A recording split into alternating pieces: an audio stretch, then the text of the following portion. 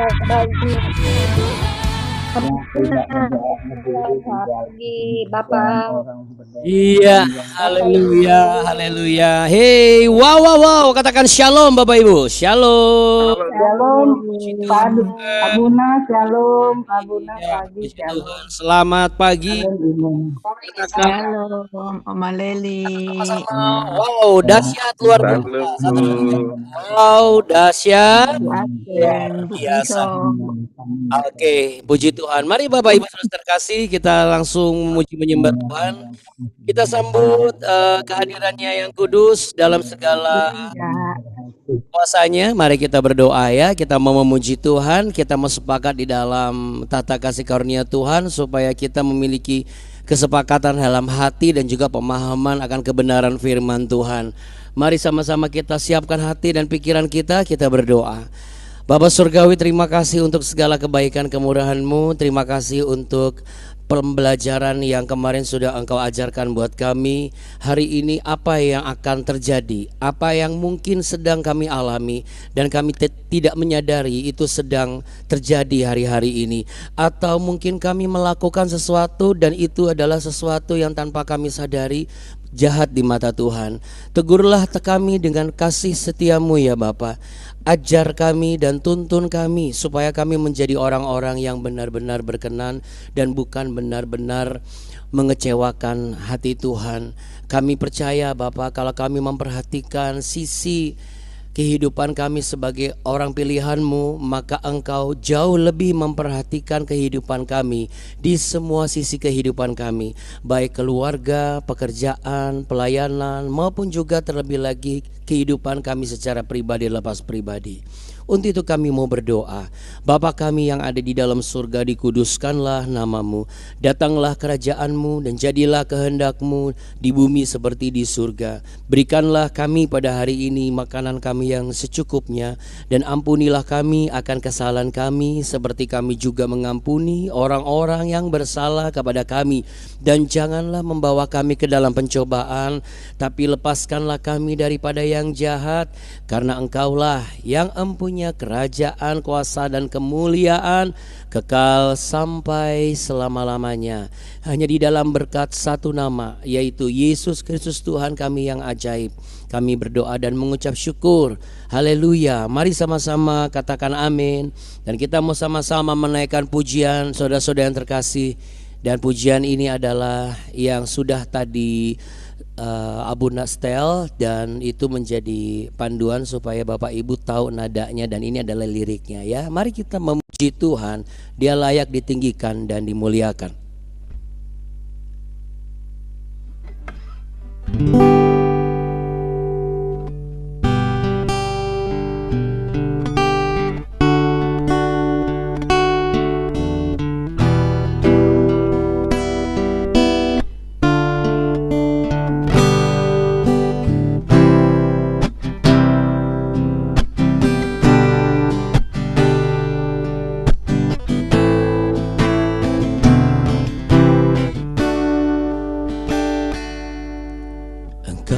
Di setiap jangkaku, Kau pelita di setiap jalanku, dan ku tahu hidupku dalam-Mu sesuai rencana-Mu. Dalam gelap tak akan ku ragu, dalam badai tak akan ku goyah, dan ku tahu dalam kesesatan Kau peliharaku.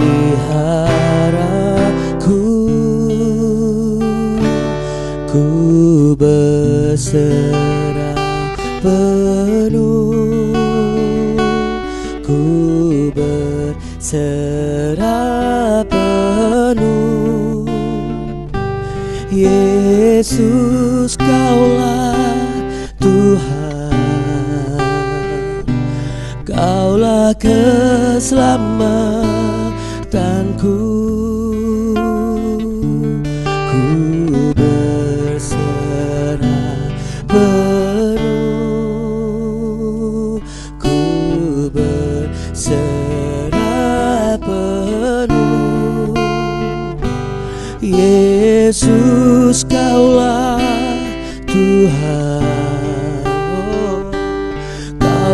kemenanganku. Mari kita tepuk tangan untuk memuji Dia. Engkau hadir di setiap langkahku, Kau pelita di setiap jalanku, dan ku tahu hidupku dalam sesuai rencana.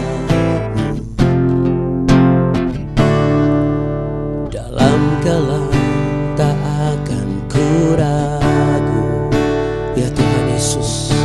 Dalam badai tak akan ku goyah, dan ku tahu dalam kesesakan Kau peliharaku.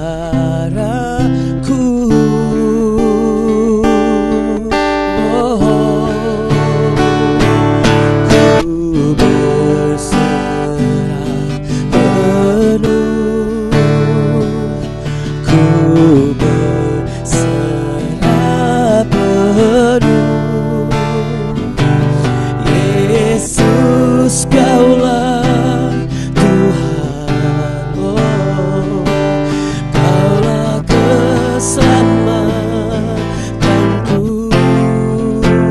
Kami angkat tangan dan hati kami katakan, ku berserah penuh, ku berserah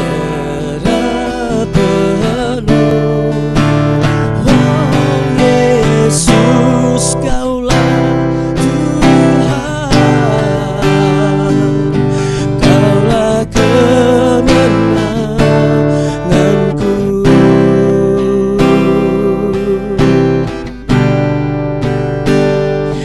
Yesus, Kaulah Tuhan, Kaulah kemenanganku, Kaulah keselamatanku Tuhan, Kaulah pengharapan yang pasti.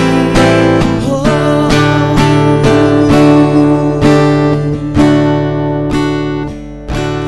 ku berserah penuh, ku berserah penuh. Yesus, Kaulah Tuhan, Kaulah kemenanganku.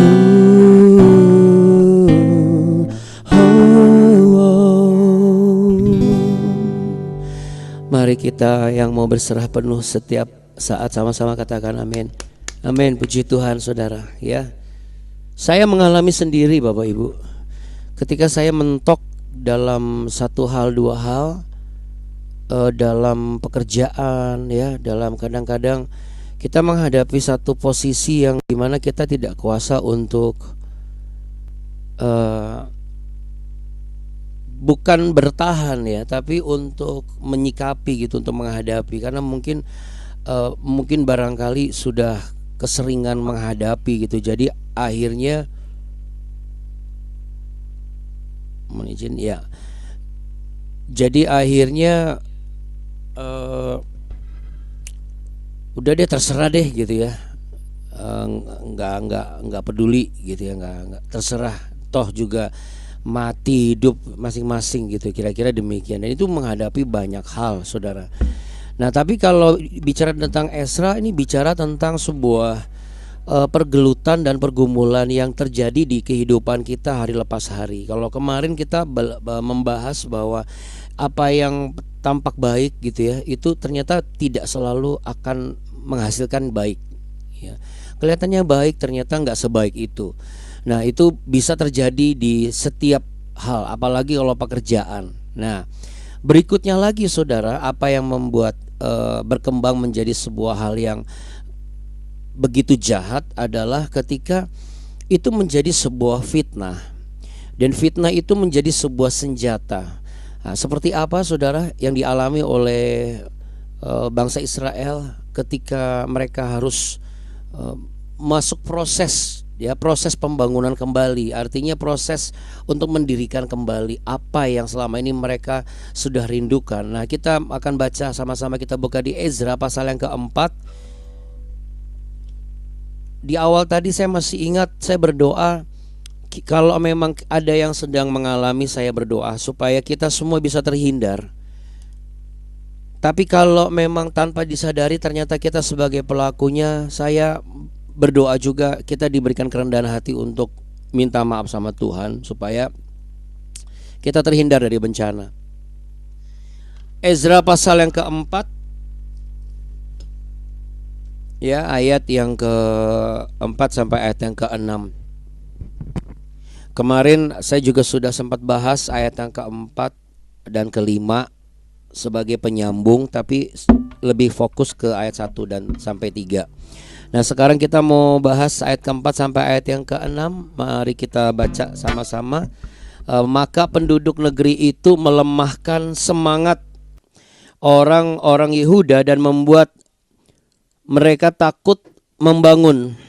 Bahkan selama zaman Koresh, raja negeri Persia, sampai zaman pemerintahan Darius, raja negeri Persia, mereka menyogok para penasehat untuk melawan orang-orang Yehuda itu dan menggagalkan rancangan mereka. Pada zaman pemerintahan Ahasveros, pada permulaan pemerintahannya, mereka menulis surat tuduhan terhadap orang-orang yang telah menetap di Yehuda dan di Yerusalem. Ya, saudaraku, Bapak Ibu dan juga anak-anak yang mengasihi Tuhan Yesus Kristus. Jadi setelah ditawarkan, yuk kerjasama yuk, ternyata kan mereka nggak mau ya. Akhirnya mereka mengubah lagi strategi. Apa strategi yang mereka lakukan? Mereka menyebar fitnah. Bapak Ibu masih bersama dengan saya, boleh angkat wajahnya dan angkat tangannya. Ya, nanti baca Alkitabnya nanti, mohon izin ya. Di Ezra pasal 4-nya nanti. Perhatikan dulu ke sini. Nah, ini kenapa saudara? Ini penting Bapak Ibu. Seringkali kita tuh difitnah oleh pemikiran kita sendiri. Loh, kok gitu Abuna? Saudara, kata fitnah itu berasal dari akar kata ghaha. Ya. Kalau disebut secara literally adalah raga. Ya, tapi penyebutannya adalah raha. Nah, raha ini mengacaukan hati. Raha ini mengacaukan fokus, membuat gelisah. Dan ini yang paling parah, menimbulkan keraguan. Kenapa saya katakan demikian? Karena saya sempat ragu jadi hamba Tuhan, saudara.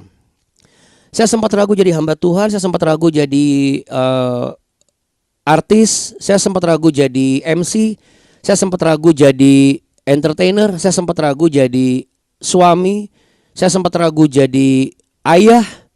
Tapi untung saya nggak sempat ragu jadi laki-laki, saudara ya. Kalau itu saya yakin saya seorang laki-laki, saya nggak pernah ragu.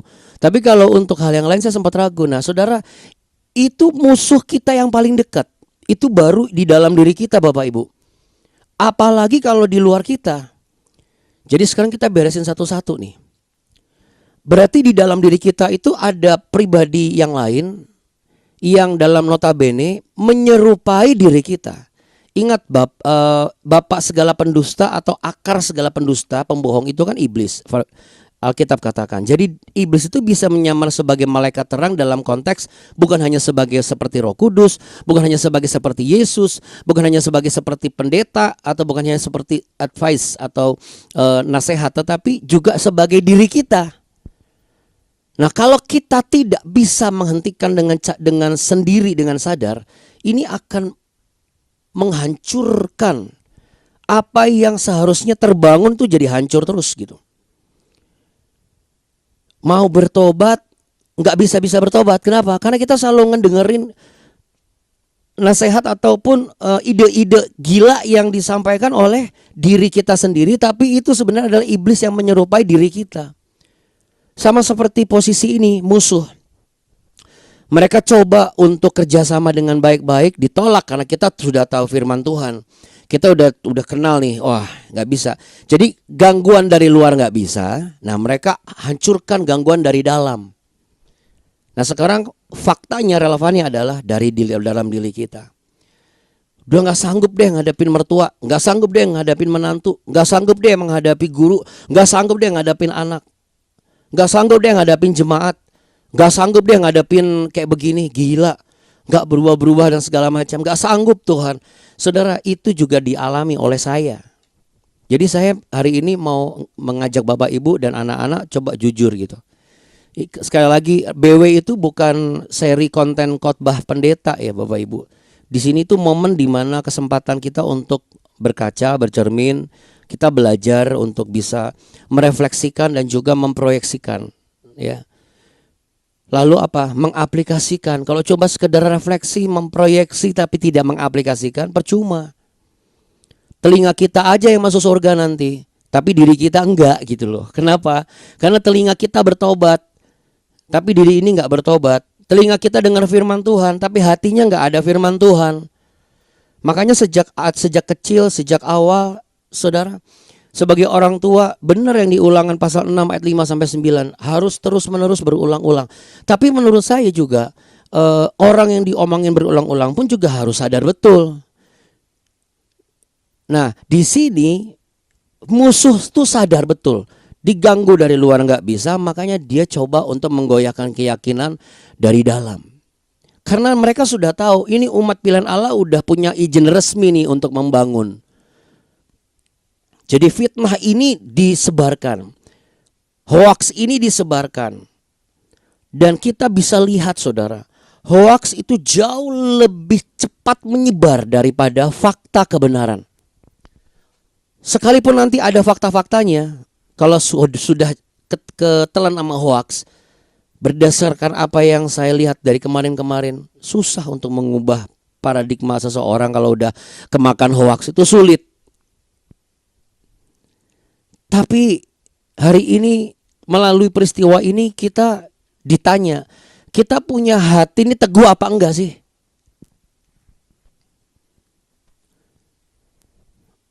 Teguh itu bukan saat semua orang dan situasi sedang mendukung kita gitu loh.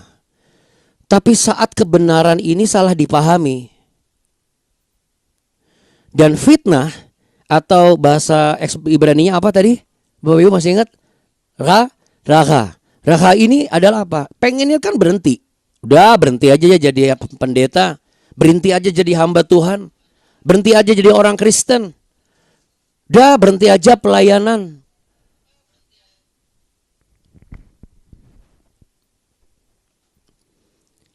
Kita ini jadi orang Kristen kadang-kadang lupa untuk menguji diri kita sendiri, mengkaji diri kita sendiri seperti apa. Kenapa? Karena lebih kebanyakan mengkaji apologet muda yang lagi viral daripada mengkaji diri kita sendiri. Kita lebih rela untuk nonton konten khotbah orang sampai pagi daripada mempersiapkan diri untuk ketemu Tuhan secara pribadi di pagi. Jujur aja. Kita harus berubah saudara. Kalau yang kita dengar itu membuat kita menjadi kurang tidur, malas kerja, malas belajar, tidak menjadi pribadi yang disiplin, gak bisa bangun pagi, kita harus berubah.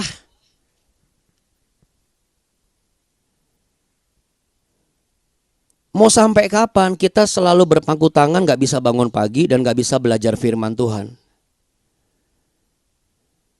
Nah kita sebagai orang yang ada di sebelah orang-orang ini, kita jangan capek untuk terus. Karena Anda sedang berkompetisi dengan iblis. Iblis siapa? Iblis yang di dalam diri dia. Wah nanti orang yang marah. Ya kan kita gak usah ngomong, emang dasar kamu tuh iblis. Ya kalau dia iblis, kalau Anda bapaknya berarti Anda bapaknya iblis. Wah sama bapak sama anak iblis kok sama-sama marah. Bis aja dilarang saling mendahului, ya kan? Iblis jangan saling mengiblisi gitu. Tapi kita jangan, karena gini saudara, nanti itu akan menjadi sebuah hal yang akan memupus semangat kita. Dan itu semua karena fitnah. Fitnah itu bukan cuma sekedar karena kebenaran dikatakan sebagai kebohongan atau kebohongan dikatakan sebagai kebenaran, bukan. Segala sesuatu yang menimbulkan Anda tidak berani jalan lagi itu udah fitnah. Karena itu arti kata dari raha tadi. Ada seorang tokoh penulis lagu Kristen, namanya Joseph Scriven. Judulnya What a Friend We Have in Jesus. Jadi pada saat satu malam dia sebelum pernikahan, ia kehilangan tunangannya pada malam sebelum pernikahan. Dan keluarganya dia, apalagi keluarga calon istrinya itu menuduh dia sebagai pembawa sial. Si Joseph Scriven ini dituduh, dijauhi, bahkan ditolak oleh semua orang. Tapi di tengah fitnah, di tengah kesepian, lahirlah sebuah lirik dari kedalaman luka itu. Ya saya hanya mengutip aja ya liriknya. Oh what peace we often forfeit, oh what needless pain we bear, all because we do not carry everything to God in prayer.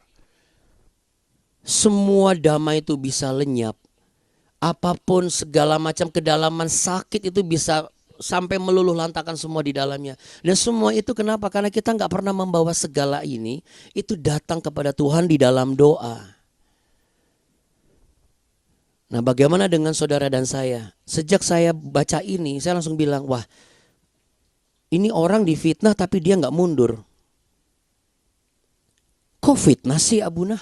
Loh, ketika kita sedang melakukan tugas kita, lalu tiba-tiba kita dibuat merasa lelah, apa kita nggak dibuat fitnah? Apa kita tidak sedang difitnah oleh diri kita sendiri? Udahlah, ngapain sih? Surga neraka masing-masing kok.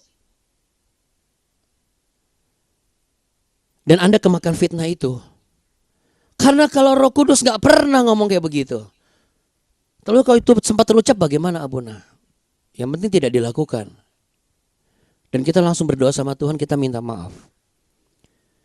Dan Anda mau tahu Bapak Ibu, kenapa fitnah itu lebih kejam dan lebih mematikan ketika ia datang dari dari sisi yang paling dalam, internal, mulai dari diri kita, atau dari dalam kerabat, atau dari dalam lingkungan. Apa saja yang dijadikan fitnah oleh iblis? Reputasi, keuangan, hal pribadi.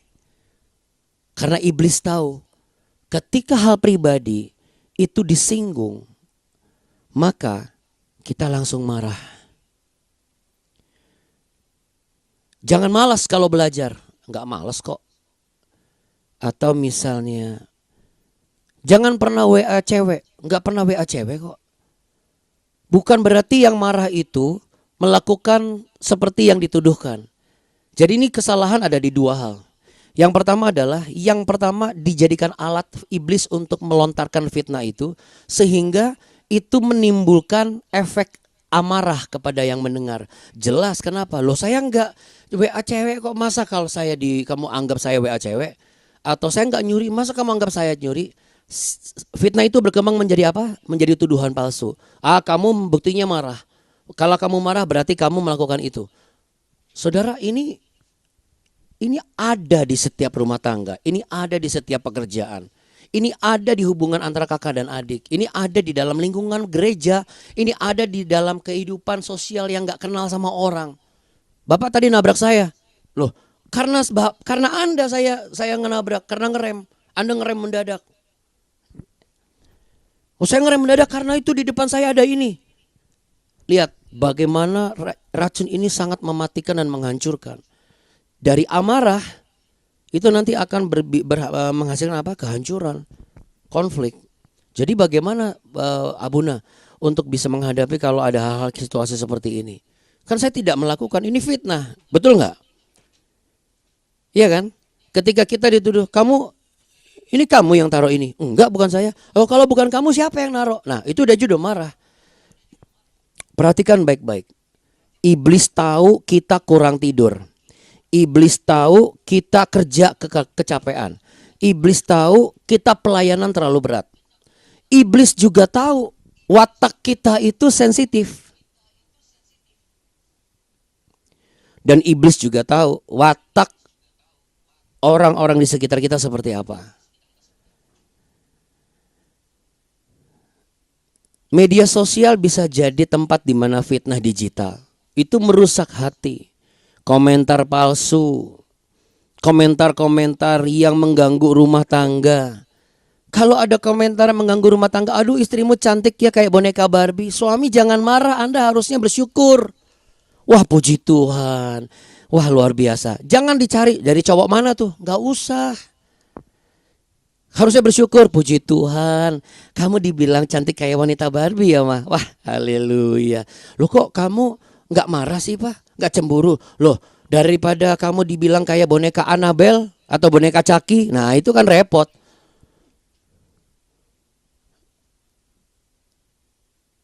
Gak usah. Anak-anak muda pengen ikut sama, oh ini lagi viral. Ngapain ikut viral? Kalau ujung-ujungnya neraka yang kekal, ngapain? Sekali lagi saudara, di pekerjaan juga fitnah itu muncul di mana-mana. Kita udah excellent kerjanya, hasil kerja kita tuh kayaknya udah gimana gitu ya. Tapi percayalah, kalau Anda merasa siapa yang bela saya Buna, di kantor tuh selalu kambing hitamnya itu saya. Biarkan saja. Tidak selamanya kambing hitam tidak laku atau murah harganya. Boleh jadi Anda selalu jadi kambing hitam. Artinya apa saudara? Kalau Anda menantikan pembelaannya seperti apa? Anda mau tahu cara pembelaannya bagaimana? Bukan dari warna Anda sebagai kambing yang dikatakan hitam. Ibaratnya begitu. Tapi dari apa? Dagingnya, kekuatannya, tanduknya, susunya. Artinya apa saudara? Kualitas Anda yang membela Anda nanti. Percayalah, tetaplah kerja dengan excellent. Mau dibilang itu Anda mengcopy atau Anda cari muka, biarin. Anda gak perlu marah. Bukan karena mengatakan oh kalau marah nanti dikira benar, bukan. Supaya iblis tidak makin merangsek dan juga membuat efek kehancuran di mana-mana. Dan ini yang saya lihat seringkali di pelayanan, ya. Tuduhan dari yang orang dulunya mendukung jadi enggak mendukung. Bagaimana kita mau menjelaskan sama orang, sulit untuk menjelaskan sama orang. Bapak Ibu yang terkasih, mau sampai kapanpun tidak akan pernah bisa. Contoh yang paling gampang ya, di Alkitab itu fitnah itu kan Yusuf. Tapi kadang-kadang kita, walaupun kita jadi Kristen taat, seringkali kita lupa hal-hal tokoh yang Alkitabiah. Karena apa? Sebelum kita sudah mindsetnya ini udah ketutup begini, namanya Yusuf, nabi wajar lah, udah langsung kacau kita itu. Saya bicara apa adanya.